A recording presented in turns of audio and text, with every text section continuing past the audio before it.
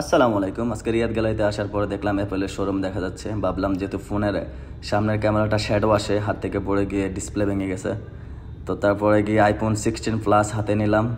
দেখতেছি যে ভালোভাবে চলে নাকি, একটু নাড়ি চাড়িয়ে দেখলাম, মাশাআল্লাহ স্মুথলি চলতেছে যেহেতু নতুন ফোন আইফোন 16 প্লাস। তারপরে দেখলাম এখানে রাখা আছে এয়ারপডস ম্যাক্স, দাম একটু কম, মাত্র অলমোস্ট 2,500 রিয়াল। আর এখানে দেওয়া আছে আপনার আইফোন 16, এখানে এয়ারপডস আছে, এয়ারপডস প্রো আছে। পাশে দামটা দেখলাম মাত্র 1,049 রিয়াল। এত কম দাম আমি কিনি না, তাই চলে আসলাম। তো পাশে দেখতে পাচ্ছেন আইফোন 15 দেওয়া আছে, 14, 13, 12। তো 15টা একটু হাতে নিয়ে নাড়ি চাড়িয়ে দেখতেছি যে কী অবস্থা। দেখলাম যে না, এখনও স্মুথলি কাজ করতেছে। আর 15, 16 অলমোস্ট সেম, বাস হালকা ডিফারেন্ট। তো সবগুলা ফোন এক এক করে দেখলাম, আসলে দাম একটু কম হওয়াতে আমি নেইনি মূলত।